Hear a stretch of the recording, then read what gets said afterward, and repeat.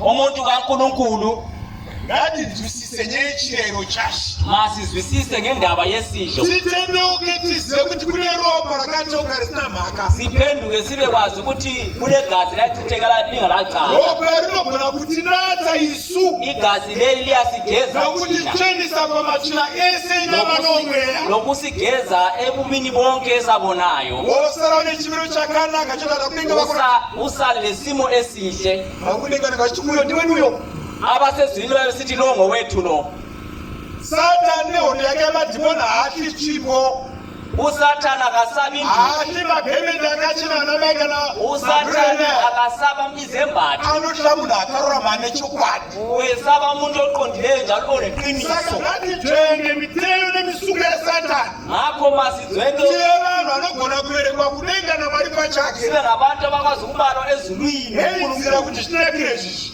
ngendlela zethu bona zisithi parongwa chiyayiro kuhlelwe isidlo sidle mwili washo ngoroba rakhe sidle umzimba kaJesu legazi lakhe. usati kwanda kambodla gorapera ndakadla kwachitando ndikadla kumabebe ndikadla kwandari kure ndikadla kwanzvimbo haisiyo nyaya. Asondaba leyo, nyaya iri pakutendeuka indaba isekuphendukeni kuti Mwari afadzwe newe ukuthi uNkulunkulu akujabuliswe nguwe. pane vekuvara zvikanzi naitenzi tinoda kuziva nokuti vanhu vanga vari muutsotsika Ngesinye isikhathi kuti vachapona vazhinji here. ukuthi kuzosinda abaningi na. Naitenzi tinoda kuziva kuti vachapona vakadini zvikanzi wai kupinda neso rakamanikana Lwanini kungena ngesango elincane, lwanini kungena ngesango elincane. kutendeuka mezi Iphenduke kuphela, hapana chimwe akukho kunye. kurevana kana kuri kuvarume mazuva anaya kwakaita ishift yakabva kuvakadzi nobvati varume chi amongo waiwe Ukuqambelana amanga basuke bafazini kwangene mazano kwanaka uku kwane chechi uku kumanyano babomama sokule chechi ngapha.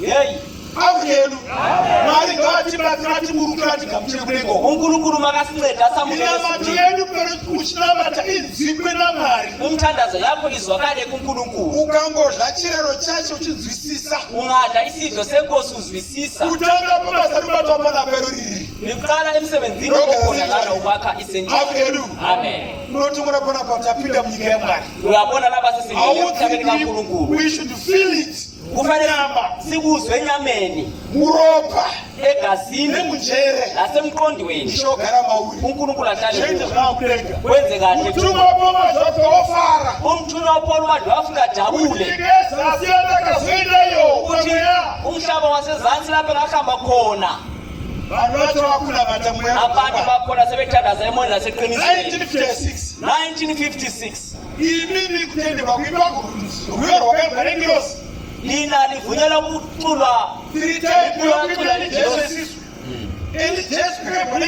eliJesu wacula zingilosi. asi zvinezvi mutumwa waona kuti vanhu vapfoma zvakanaka timba iyo Wathunywa wabona abantu sebeculani njalo. Mwari ngavatibatsire uNkulunkulu makasincede. evhangeri rakapodzwa mudenga rechitatu Ivangeli yatshumayela ezweni lesithathu yatwaridzwa panyika po vanhu kune isu isitshunyayelo lapha emhlabeni kithi abantu tiendekweridzoke masizwisise malunga sihlale loNkulunkulu. kuzvikudza kunotangira kuwa Ukuziphakamisa kuqala ukuwa. Mwari ngatichengete pamberi pake uNkulunkulu masigcine phambi tinamake kwakhe. tizoti panyika pano pasi pedu Sithandaze sazi ukuthi lapha emhlabeni asikho kwethu. verenga shamari vhesi inotera Verse 10. Tinoti kwamuri, ijesu ndinoti kwamuri saizvozvo mufaro uripo pamberi pavatumwa vaMwari. mufaro uripo pamberi pavatumwa vaMwari Injabulo ikhona phambi kwezithunywa pamberi zikaNkulunkulu, pengilosi phambi kwengilosi. Pamusoro pomutadzi mumwe unotendeuka. avenu neva protesti girosi dzinofara kana mutadzi mwechete vatendeuka Ingilosi ziyajabula maumoni oyedwa sephenduka. Umsebenzi lo wenziwa ndochinotendeutsa vanhu yiso esiphendula abantu, ndochinoziisa hana yako kuti hazvinokwana yiso esazisa inhliziyo yakuthi wena awanelanga. kuisa chibayira panapa Umpriestha ehlabela vanhu vakodzera ukuthi wena patafura yenyu ukuthi ufanelekile ukuthi ume etafuleni na. takaberekwa madzinza unozwa kana tikacheukira kwatakabva uku Masingabheka lapho esaphuma khona unozvura pamuti uyazibulala esihlahleni. madzinza takabva anakwira zvakanaka Umndeni esasuka khona awumanga kahle. dzidza idhorobha dzidza zvakudenga raporo wakatumwa Sathola umndeni omutsha wasezulwini waPaul manje weAfrika wathunywayo. aiwa kwete ngatendeuke Masiphendukeni. hanzi kudenga Kuthiwa ezulwini le faro mukuru samakati pengirosi umjabulo enkulu kwizingilosi kana mufundisi tama yatendeuka uma umfundisi Tamayi ephendukile amuna akadzokera Mwari akatsvoka kuti aishe ezekisa phambi kwaNkulunkulu ekwanile. hanzi ngirosi dzofara kudenga Ingilosi ziyajabulisa. yana noupenyu hwakafadza ngirosi kudenga nhasi Ngubani olempilo anoita kuti maramira nengirosi dzifane dzipembere oyenza ukuthi ingilosi zijabule? mai Mama, ati vari kudenga vanofara nemihero achikuonai aba isithunywa zezulwini ziyajabula ngawo mazikubona na. mapfekere ndiwo here paaritari yajehovha Ukubhatha kwakho ku-altari yaJehova hadzidzi ndimi dzinoita kuti kudenga kuzive kuti uripo akusondimi ezazise ukuthi vana ezikubona. vaniniroti tamuzari muchanengo munhu anoita mapipa achivhenekera denga, uyenza izimangaliso ekhalisa izulu, indimu katara ndimi dzakawandisa uyakunikeza indimu eziningi. ngatitendeuke Masiphenduke tirerese sisho ngeqiniso. Afrika yedu. Amen.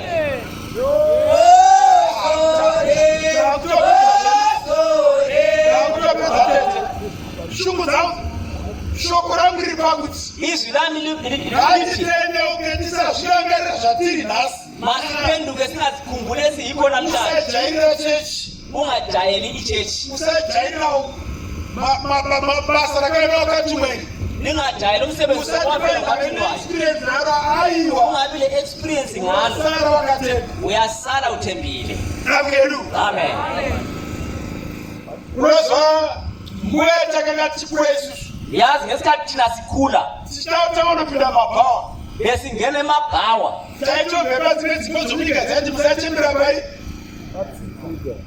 chembera paimai usachembera patsika chembera panyama yani uimei makudarei ungaguki emthethweni kodwa guki enyameni yakho. imei wakatemba amakadzitamba rumei dzimwe idzodzo. Yes. Afrika yedu. Amen. Ngatitendeuke tidzoke Masiphenduke chireno chatadza mangwanaka chitivandudze vafana vedu vakabirirwa muchechi avava atomboziva maikoneka bakotare zvari anogona zozvino zvinyore kunenga kwende gwamwi mwene miri nechimiro chane ezulwini akukanjelwana omuyelo muyele sono sakhe zvinogana tsuyurira muchazoipi baba muchazoipi mai mayitilongo likhala uzokubukuphi na. verenga shama rako John 6 andei verse 54. womu Unodya nyama yangu anodya nyama yangu Odla inyama yami nounonwa ropa langu nounoma ropa rangu nophuza igazi lami une upenyu husingaperi.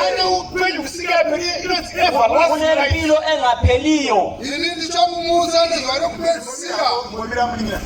kungodla chiraro bedzi Ungadla isidlo kuphela nekumwa ropa rashi. nokuphuza igazi lenkosi, You are assured of everlasting life. unempilo engapheliyo. Wangodla bedzi ifirst stage iyo akuyedu kungopinda kunodla paaritari Ukungena udle e-altars uchizisa kuti aiwa uyu ari kunamata uyu ari kuomorera chirero uyu muprista wedu uyu uzwisisa ukuthi yakutsikana kuti zvinhu zvokudenga izvi izvozvo zvinokusendedza pedyorani najehovha. lokho kuyakusondeza duze noJehova. Upenyu husingaperi hwahwako. Impilo engapheliyo isingeyakho. Arume dai wakati makando vakuuya vazhinji abva muri marume okupedzisira abo wathunayo engazange ebuye abaningi bengabayanga bokugcina. ndichipinda muchechi pageorge stagri kwegore ndichiprofitwa namuruchi makamekati Ngingena echechi ngiprofit wewe utho wena kwaiwe pamwe yatokona uri bhebwe muka ini sibona wena ulinqina veshe yakabata imoya imngeni bambili. unovuka nditadzoka ikoko wandauni ukazebhebwe Ucabanga ukuthi ngabuyela le engangiphila kwenqina. apinda muchechi upindozekaira Namhlanje ngingumuntu orobodzotenga motikari ngibusiswe ngithenga wabona imoto. mota sezvinjobatisiswa Usubona imota sengathi into abambekayo.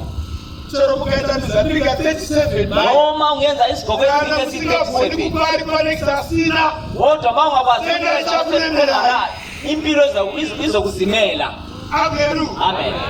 kugabhasito vakakomba ri panexa tiva nomuriwo wochera nyama Kune kusho ibhasikiti eligcwele omunye echeba ngombhida. kudenga kwakuna vanhu vanobata mwari muyane muzvokwadi Ezulwini kufuna abantu abathandaza uNkulunkulu emandla eqinisweni. vanoprofita chokwadi Abaprofita iqiniso. haikona kupfurwa kuti hanhasitamanda kumudzakisa ndamuwanira mukana Hayi zaka munhu achiprofita haana nomukonezaka unongodora zvafunga musoro mani ukuthola handisi kuti ndo zvakaita vazhinji kune dzimwe mhando dzinodaro bakhona abanye benza njalo. averu Amen. mari ichokwadi uye mari hanyengedzwi uNkulunkulu iqiniso. anoziva zvose anoona zvose Uyazi konke ubona konke. nyaya iri pakuti ngatidzoke norudzoko rwemwoyo Indaba ikuthi masi mweya wajesu muke matiri umoya kaJesu ufuke. mweya wenhumeri mukunomira mutuvapomwa zvaafrika mweya wayo ngaumuke matiri Umoya wenceku yenkosi Paul Madwafika uvuke kithi. vakutonzi mufundisi basa Sokuthiwa ngumfundisi emsebenzini. kumosha mufundisi tinabatirei Amfundisi vese uthandazela abantu. zvakaona wakati mazvinhu zvozvezvo pamazuva paisinabatirei zvazvisina pointi Makungenzakali. mawuza zvakadaro Wakungekho kunjalo. kuonesa kuti kudenga yezwi eka kuna baba akupindi chakaipa ikoko. Umculi usibonisa ukuthi ezulwini kunobaba akungeni sono khona. Saka nyelu baseland iyi Okungcono chirayiro chatinodya ichichi isidlo esisidlayo ngatichikoshesei masisiqakathekise chirarai matiri chitidzikinure pamasiberi marenyika sisho ithi sikhiphe amandla asemhlabeni kithi kuti urege kuzorangwa kudenga kumusoro kuzuku uthi uyeke ukudelwa ezulwini lapho siyakhona. kunamata hakuna kutanganiswa komana Ukuthandaza kuqalanga vanhu ngathi vakatogotanga nebasa rokunamata iri vakakundikana abanye baqala kodwa bahluleka. variko vakakundikana Bakhona bahlulekile. saka tinovaona magwara machena amwari Siyathola variko vakakunda bakhona abanqobileyo. tinovaverenga magwara machena amwari Siyawafunda amagwalo kaNkulunkulu. rombo rakanaka pano mwakamuswa pakati pedu Ukhona omunye wavuswayo phakathi kwethu. boma zveafrica Olwaja weAfrika. rega namwari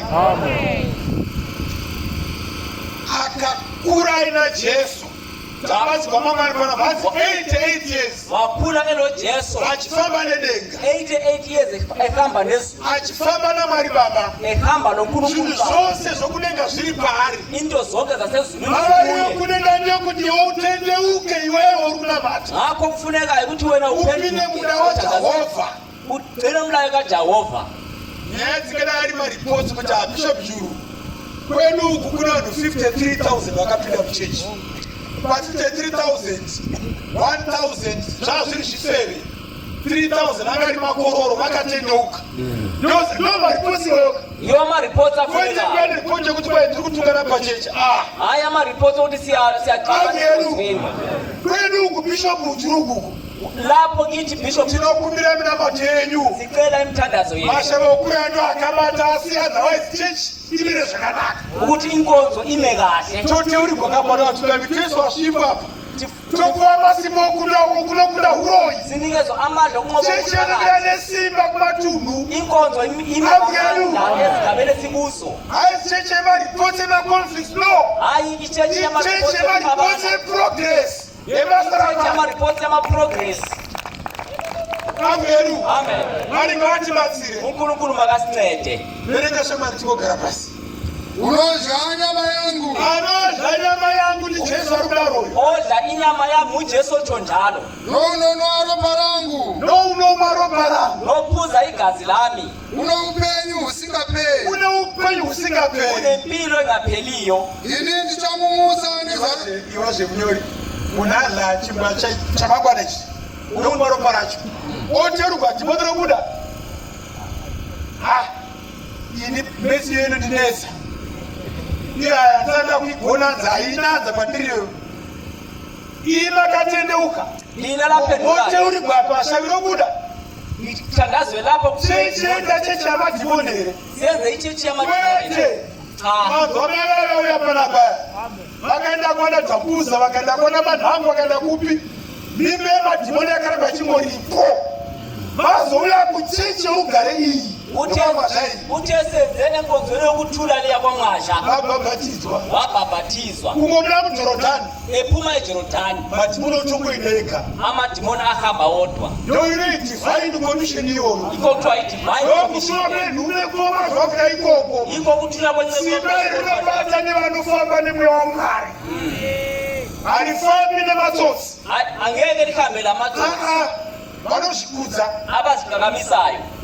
inanoti mweya takakabva nekuru unozwa tichikura muchechi muno mutama ipaipe yapo taingozwa tichatogwa nochedu Sasisazi ukuthi okunye unoonana zvataugwa mauna senyaitigwa yeye makaiwa nepitsika iyoyo lathatha kuphi lokho. vanoanaliza zvinhu vagobuda nemaresults avo vagosinemisa vagobatechi vagomira hei munosara vakomana nyika yogumai tendeukai Umhlaba uphelile vakadzi vasira varume bafazi unouya kana madoda. uyu muhloro uyuyuyu kudenga hakunagamuchiri zvakadai Ezulwini kwamukelo kunje. unoona apinda najohana asvika patemberi nemwepfumba mekunyengetera uPeter noJohn befike akaona paine chatisiri chirema chimwe paine zvinema zvakazvakawanda eunezikoka ezinengi machiona uso hwapindira Johani ebona ubuso mazhinji akati aya marombe auya hapana chinokuramba abaningi bathi asi chiripo chirema chakaita neextra eye kuti extra asati no wombe varume mari chayapa asi pane chimwe chiri kuendeka mukati mavo sikhona isikoka esabona okunye kubo bathi yebo ubuya ngabukhona kodwa kukhona engizokuthola kubo pane chiri kuendeka mukati mabhishopu auya panapa kukhona okuhambayo kulobhishopu is not an ordinary chimbo leyi intonga asontonga nje mhanda akati omushedzera ari vachimba mauzana averu aone mutsauko webhishopu kwamazha newokumadzibaba kufanele kubonakala aona simba ri muchimbo webhishopu abesebona amandla asendukwini yabhishopu azi chirema chakaramba chakatarapira naJohani isigoga sathi silathwa nguJohani America kunotonzi vakomana kuti vakatama kutarisana Peter naJohani vakatarisana uPeter naJohani vabhekana kuti zviri muna uyu zvakakwana here kubasa ratatarisana nani naro kukwanile yini emsebenzini uyegota asi zvirimo zvinoti zvinoita asi vakabva vati zvinoita wasisiri kuyenza zvikaenda Peter zvikaishamari sirivheri nendaramati uPeter wasisiri asi pane chatinacho chiri matirumu chaJesu weNazareta chaakafira pamuchinjikwa chatakadhira nyama yake tikavapa mukombe wake uzite raJesu simuka ufambe sirema kwafamba isigoga zahamba yoapostoli kwamwazha iyoyo iyo ipostoli yakwamwazha inorayira madhimoni achienda ulayira madhimoni ahamba aipotsukutsi kuhlupheka ngawo iwo uri muchechi wena usenkonzweni naJesu okudenga iyi waJesu asezweni wotambudzwa wachita madzimiro wakavata uphuphe zvohai kudoro racho rotondezvarero kuti rinoshamisa ropa roga riri mauri rine mashiripiti kana riri mauri ropa irorero chingwa ichoicho kana chiri mauri chine mabasa makuru esimba simba romweya mutsvene simba romudenga rakaburuka 1940 rikaenda kugaro nyika yepano pasi varume mutumwa pomazvarika murume weya mukuru inekuyekosupolimadhu vafika madhodha ikulu tiri pambare pane regumano rakaitwa 1992 sisembare emutaniro wenzwa 1992 pachina nabhishopu zoni besilapho bhishopu zona leso sikhathi muprofiti mugwagwa gorero akasumuka akabidza chisauro umprofita mugwagwa wasumuka zvikandikupira kumadzibhana vamwe pano ndaona vatumwa bva kudenga vatatu ndibona vatumwa vatatu vauya vakafugama vakashumira vakatuma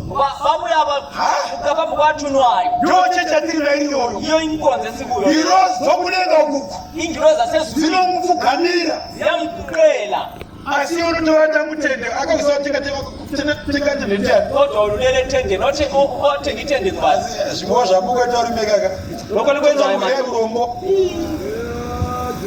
takutopedza shamari handi shamari yangu nokuti nyama yangu ndi Jesu ari kudaroyo ngokuba umzimba wami lo ndizo zvokudya zvachokwadi ndo chokudya chachokwadi yiko kwokudya kweqiniso chinonzi chokwadi kururama is truth okuthiwa ndo chokwadi chocho tauna kudya zvoupenyu hwokudenga kwele kudla kwasezulu inde musenjari uchifara yena esentuari ujabula kuti timari lokutenda kwegore derereni ukuthi unkulunkulu ngiyakubonga kulo mnyaka zvangu zvakutoita okwami sokusenzeka handishamari neropa rangu negazi lami zvokunwa zvachokwadi zvokumwa zvechokwadi yiko kwokuphuza okweqiniso kudarika magubhu amagaziza matendo mawo hakuzi kudya kuyaishina yeye zvotokuradzai mazikokora muri kufashamirana nokupai zvigwere matumbuko kune kumako kudenga kuri kuya zuva ramangwana okuphuza kwasezulu lokuza kumwe usingaperi mangwana nechidlo chaishe chisingaperi nesidlo chinokumaave okudenga kuti pakupera koupenyu hwenyika iyi esikunikeza bishop Chavangwe anonzi yes you did very young man uyaone idene papa ndomunembo yakomo achitai ndinotenda mudzidzisi kutobvisa nekwezi ndoakati mwaka uyakunokumana mshe macho uyakuno thank you young man you did very well for South Africa papa makamira makadhura chechi kubava kuvadziisi yangoenda kereke makamira fana uyai yangoimba nhereve tiriko kudenga kuna wakati mwako averu zviri muchirayiro izvozvo zviri muropa musegazini loko handei unodya nyama yangu odla inyama yami unonwa ropa rangu oza igazi lami unogara mandiri chala kimi neni maari aibomira shamari apa ndiboti o naimi ngandimboita rifisiti kumba kwakabva chaiko chaiko vamwe mari dzakaperamba kuti fucha kunoka uri kuwana rumidza yakateura mafuta kusangira chiyungu uri kuwana mari imwe yanga iri pamba yatengesa zvimwe zvanga vasafungiri nemurume akati ndaeji mai inogozara shasha yakatenga makokora ikamwa uri kuwana pasina kana chinhu Jesu ava mauri unosvika uchidini yafika usitini averu anodla chingwa ichi nokumwa ropa iri ropuza nenigasi ndichagara maari zohlala kuye iwewe taipi yako ungagarike here nendenga iwewe wena ungahlala Jesu anga anogara mauri here Yesu akathola intando nekuzvikudza kwaunoita okuziphakamiso ikoko Mwari ngatibatsire nyaya irefu iyi tinoda kuenda kudenga napora wakani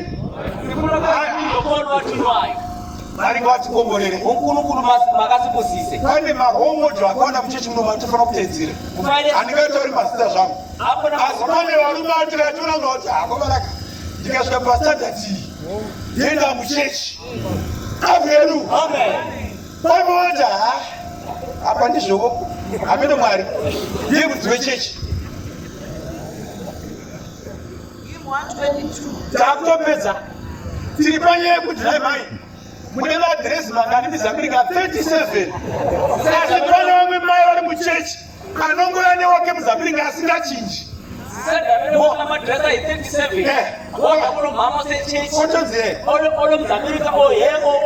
shamishikai pamberi penyika asi hana akaionazvo you cannot share wokudenga unogara nani tiri kuti Mwari angagona kugara mauri here ndoonyeri panapa sichungulunkulu ngakwazihlala kuwena ngatimboitai deal ourselves timirire shoko raMwari rinogarika mandiri reshoko iri chirayiro chine chinomandiri here inini ndinogona kuverekwa nari kudenga here nevetu rangu andanengadla nyama yangu nokumwa ropa rangu ndichagara oyami edla inyama yami nokupuza igazi lami ngizohlala kuye kuno wakutapirikwa zvaizoitika maybe hazvichinoitika nokuti atouya kaizvo atatouya uye Mwari wacho tinaye uye pakati pedu pakati wetu unogara mandiri neni maari nenogarawo maari paite hochekuchi wohlala kimi lami kuye nokuyitetani baba vapenyu ubaba ophilayo sezvakandituma baba sezvakatuma panyika angalokho ngithume emhlabeni neni ndichirarama nababa neni Jesu ndichirarama nababa lami ngiphila lo baba saizvozvo unondidya